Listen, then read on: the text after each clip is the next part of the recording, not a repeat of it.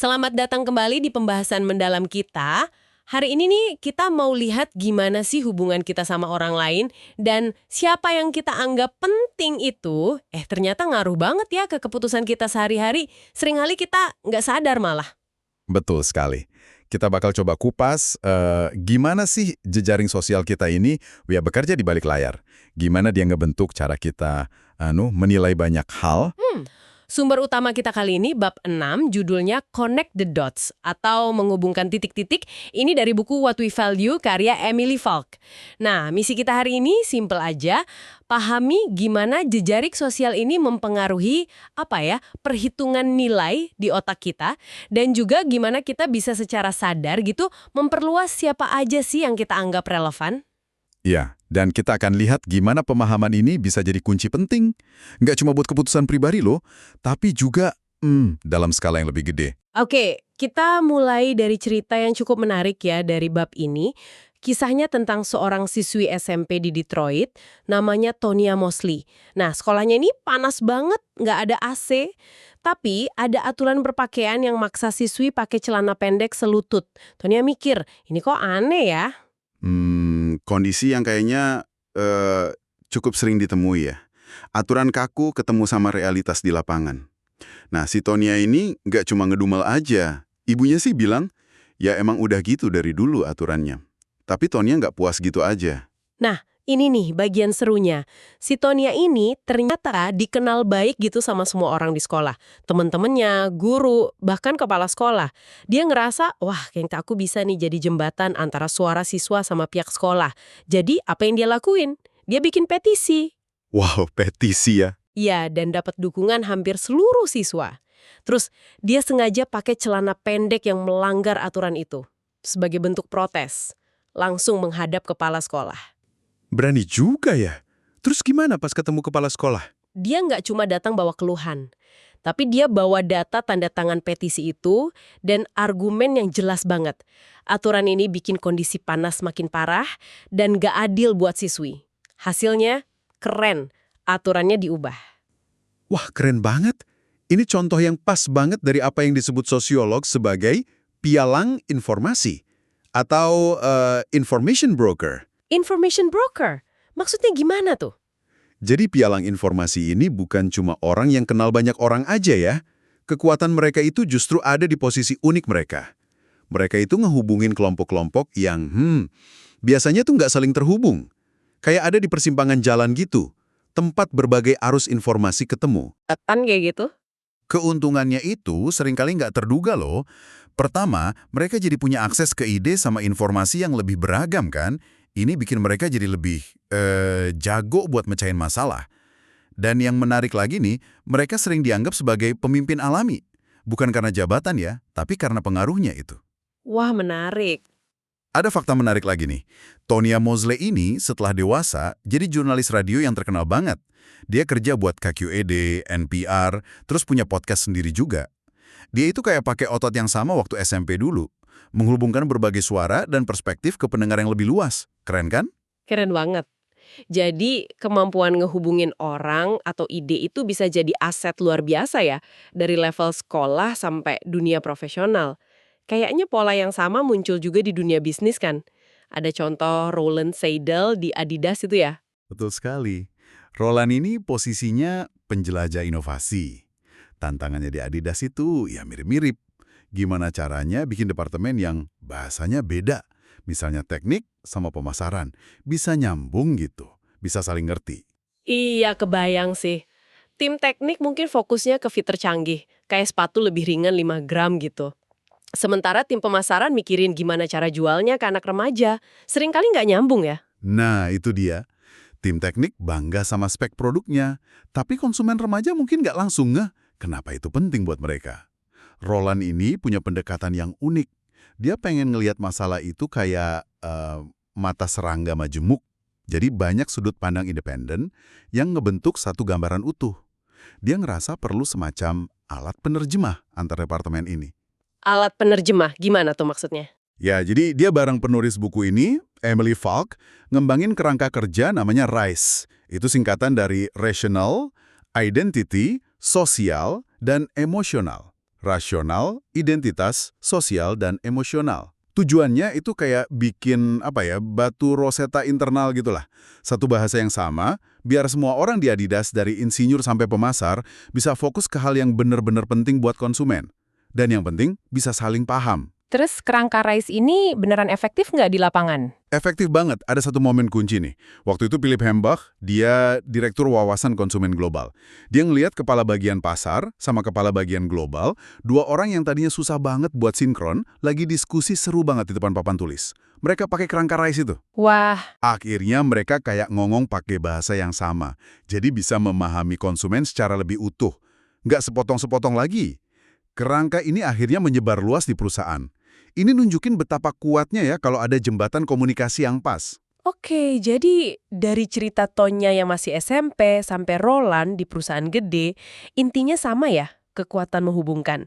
Nah, pertanyaannya sekarang, gimana kita bisa nerapin ini dalam kehidupan kita sendiri? Langkah awal yang penting banget itu menurut saya adalah mulai menyadari dan coba memetakan struktur jaringan sosial kita sendiri. Siapa aja sih orang-orang di lingkaran kita? Siapa kenal siapa? Siapa nyambung ke siapa? Otak kita kan sebenarnya punya sistem bawaan ya buat ngelacak relevansi sosial ini. Tapi kita bisa lakuin ini secara lebih sadar. Maksudnya, kita coba gambar gitu ya jaringan kita, secara aktif. Bisa jadi gitu. Atau paling enggak, coba identifikasi deh, di mana ada celah. Maksudnya, ada nggak sih kelompok atau individu yang sebenarnya bisa saling menguntungkan kalau ketemu, tapi sekarang belum nyambung? Nah, kita bisa coba jadi jembatan itu. Contohnya gimana tuh jadi jembatan? Bisa hal sederhana kok. Misalnya, tetap jaga kontak sama rekan kerja lama setelah kita pindah divisi, atau sengaja ngenalin dua orang kenalan kita yang kayaknya punya minat sama, atau bahkan menghubungkan ide-ide dari bidang yang beda dalam pekerjaan kita sendiri. Dan ini katanya ada hubungannya sama kemajuan karir juga ya? Oh, erat banget. Ada studi yang nunjukin loh, para eksekutif yang dilatih secara khusus buat memetakan dan ngebangun jaringan sosial mereka, ternyata cenderung lebih sering dapat promosi. Jadi kemampuan ngelihat dan ngejembatani koneksi ini beneran aset kepemimpinan yang nyata. Nah, ini pertanyaan buat Anda yang lagi dengerin. Coba deh pikirin sejenak jaringan Anda sekarang. Siapa aja yang ada di dalamnya? Ada nggak sih kelompok-kelompok atau mungkin ide-ide yang kayak pulau terpisah gitu, belum nyambung? Gimana kalau minggu ini Anda coba bangun satu aja jembatan kecil? Peluang baru apa ya yang kira-kira bisa muncul dari situ? Iya, potensi itu seringkali tersembunyi justru di koneksi-koneksi yang belum terjalin itu. Patut dicoba. Oke, kita balik lagi yuk ke Tonya Mosley. Setelah dia sukses di media arus utama, dia kan bikin podcast sendiri ya, Truth Be Told. Salah satu misinya itu katanya mengkritik narasi media yang seringkali terasa sempit. Betul. Menurut dia, seperti yang dijelasin juga di buku ini, narasi arus utama itu sering banget kehilangan banyak perspektif penting dan cenderung didominasi sama suara-suara tertentu aja. Kalau di konteks Amerika Serikat ya, contohnya, seringkali perspektif laki-laki kulit putih cisgender, heteroseksual, yang paling banyak dapat panggung. Dia kasih contoh soal liputan krisis narkoba. Mungkin fokusnya cuma ke analisis biaya dari sudut pandang ekonom gitu ya. Tapi seringkali ngabaikan cerita dan dampak nyata yang dirasain sama komunitas yang paling terdampak. Atau perspektif mereka soal solusi kayak gimana. Nah, ini nunjukin gimana otak kita secara otomatis gitu, ngelacak status sosial dan relevansi. Siapa sih yang dianggap penting di suatu grup? Siapa yang populer? Siapa yang jadi pusat perhatian kita? Ada penelitian menarik loh soal ini. Penelitian gimana tuh? Ada studi dari Sylvia Morelli-Vitosek dan Jamil Zaki. Mereka nemuin kalau area otak kita yang terkait sama pemrosesan nilai dan relevansi sosial, kadang disebut social relevance network, itu lebih aktif pas kita ngelihat wajah rekan kerja yang dianggap sebagai pusat empati oleh banyak orang di jaringan mereka. Jadi, kita secara alami emang lebih merhatiin orang yang dianggap penting sama grup kita. Tapi ini bisa jadi bias dong ya. Kita jadi lebih fokus ke orang yang statusnya tinggi atau yang mirip sama kita aja. Tepat sekali. Akibatnya, kita bisa tanpa sadar gitu, mengabaikan masukan atau ide berharga dari orang lain. Contoh di buku itu kan ada, analis junior yang idenya mungkin kelewat aja gitu, cuma karena statusnya. Ini bukan soal niat jahat ya, tapi lebih ke mekanisme otak yang emang perlu kita sadari biar bisa kita atasi. Nah, si Tonya Mosley ini secara sadar ngelawan bias ini di podcastnya. Dia ngenalin konsep wise ones, orang bijak. gitu ya. Siapa sih mereka ini menurut Tonya? Wise ones buat Tonya itu bukan cuma pakar yang punya gelar atau jabatan tinggi aja, tapi juga orang-orang yang punya lived experience, pengalaman hidup langsung dan mendalam yang relevan sama topik yang dibahas. Ini bentuk keahlian yang beda, tapi dianggap sama pentingnya sama dia. Oh, jadi dia secara eksplisit gitu ya mengangkat dan menyetarakan berbagai bentuk keahlian ini. Contohnya keren tuh, pas episode soal kesenangan dan ketahanan, dia wawancara neneknya sendiri, Ernestine Mosley, dan penulis terkenal Adrienne Murray Brown. Disandingkan gitu aja. Betul. Dengan menempatkan kebijaksanaan neneknya sejajar sama penulis ternama, Tonya kayak ngasih pesan kuat ke pendengarnya. Dia memperluas gagasan kita tentang siapa sih yang layak didengerin, siapa yang relevan. Ini bukan cuma soal representasi loh, tapi beneran soal dapatin gambaran yang lebih kaya, lebih utuh. Penulis buku ini sendiri ngaku jadi mikir ulang soal pentingnya kegembiraan dalam pekerjaan serius setelah dengar episode itu. Wah, dalam juga ya. Dan ini ternyata nyambung juga sama riset inovasi. Nyambung banget. Riset emang nunjukin kalau ngehubungin orang dengan latar belakang dan basis pengetahuan yang beragam, itu seringkali jadi pemicu ide-ide paling kreatif. Ini juga ngingetin kita sama isu bias kutipan di dunia akademik ya, di mana kadang karya dari kelompok tertentu suka kurang dapat perhatian gitu. Jadi, kuncinya emang selalu bertanya ya, perspektif siapa nih yang lagi dominan di sini? Dan perspektif siapa yang mungkin lagi kelewat atau nggak kedengeran? Tapi, ada sisi lain yang menarik nih soal status ini, yaitu paradoks kekuasaan. Iya, paradoks kekuasaan. Ini cukup ironis ya, jadi semakin tinggi status atau kekuasaan seseorang, seringkali mereka malah jadi kurang peka atau kurang memperhatiin pandangan orang lain yang statusnya di bawah mereka. Seolah-olah fokusnya jadi menyempit ke diri sendiri aja. Ada bukti ilmiahnya nggak soal ini? Ada. Ada studi dari Kili Musketel dan Naomi Eisenberger yang nemuin hal menarik. Mahasiswa dengan status sosioekonomi, SES, lebih rendah, ternyata nunjukin aktivitas yang lebih tinggi di area otak yang terkait relevansi sosial pas dengerin cerita teman sebayanya, dibandingin sama mahasiswa dari latar belakang SES yang lebih tinggi. Ini nunjukin ada perbedaan dalam cara kita memproses informasi sosial yang kayaknya terkait sama status kita. Menarik banget ya.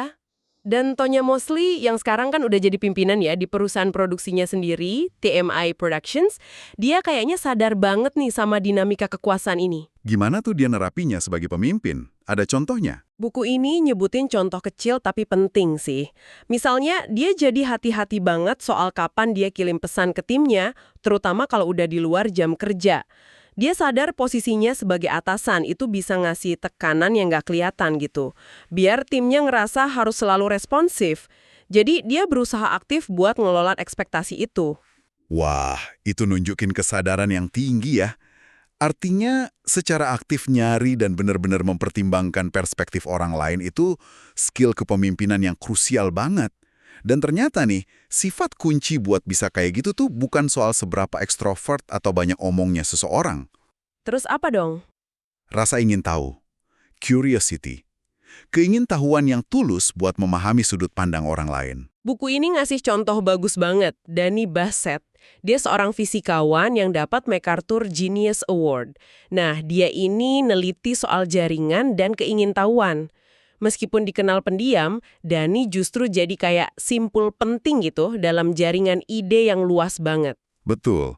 Danny ini aktif banget ngehubungin orang-orang dari disiplin ilmu yang beda banget. Kayak seniman sama ilmuwan, disambungin sama dia. Danny ngelihat keingintahuan ini sebagai semacam kerja tepi atau edge work. Maksudnya, aktivitas yang secara aktif bekerja di batas-batas atau persimpangan antar bidang pengetahuan, ngehubungin titik-titik yang tadinya kepisah. Ini kayak benang merahnya ya, yang ngehubungin Tonya, Roland, sama Danny. Mereka semua dengan cara masing-masing ngelakuin kerja tepi ini. Dengerin orang secara luas, komunikasi ngelewatin batas-batas departemen atau bidang, dan yang paling penting, selalu jaga rasa ingin tahu itu. Persis! Mereka nunjukin kalau memperluas perspektif dan ngedorong ide baru itu seringkali bukan soal jadi orang yang paling vokal atau paling keras ngomong, tapi justru jadi pendengar yang paling baik dan paling penasaran. Oke, balik lagi ke Anda nih yang lagi dengerin. Setelah denger semua ini, coba deh pikirin lagi. Perspektif siapa ya yang mungkin selama ini kurang Anda perhatikan? Gimana caranya Anda bisa secara sengaja ngundang lebih banyak ragam masukan ke dalam perhitungan nilai Anda sendiri? Mungkin dengan aktif nyari suara yang beda, atau coba nyambungin gagasan yang tadinya kayaknya nggak ada hubungannya sama sekali. Jadi ya, kesimpulan dari bab 6 ini sebenarnya cukup jelas. Otak kita itu secara otomatis ngelacak jejaring sosial dan status di dalamnya. Dan ini, pengaruhnya gede banget ke apa dan siapa yang kita anggap berharga. Tapi nah ini poin pentingnya, kita tuh nggak terikat sama pengaturan pabrik ini. Kita punya kok kapasitas buat secara sadar memperluas cakrawala relevansi kita bisa milih. Gimana caranya?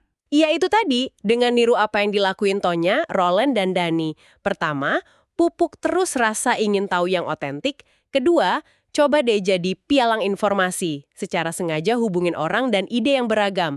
Ketiga, penting banget nih selalu ajukan pertanyaan reflektif. Perspektif siapa ya yang saat ini paling dominan didengar? Dan perspektif siapa yang mungkin lagi terabaikan? Betul banget. Kayak kutipan di buku ini ya, kita mungkin melihat dan memiliki akses ke lebih banyak peluang untuk diri kita sendiri dan orang lain jika kita memperluas cara kita berpikir tentang perspektif siapa yang paling relevan. Sebuah ajakan yang bagus banget ya untuk terus belajar dan membuka diri terhadap hal-hal baru. Nah, sebagai penutup nih, mari kita bawa satu pemikiran ini buat Anda coba praktekin. Gimana kalau minggu ini Anda coba bangun satu aja jembatan kecil? Nggak usah muluk-muluk. Mungkin ngenalin 2 kenalan Anda yang menurut Anda bisa saling belajar satu sama lain. Atau nyambungin 2 ide beda dari bacaan atau pekerjaan Anda. Coba amati aja peluang baru apa yang mungkin muncul dari koneksi sederhana itu. Seringkali loh, hal-hal besar itu dimulai dari titik-titik kecil yang tadinya kepisah, terus berhasil kita hubungkan. Terima kasih banyak sudah menyimak pembahasan mendalam kita kali ini. Sampai jumpa lagi di kesempatan berikutnya.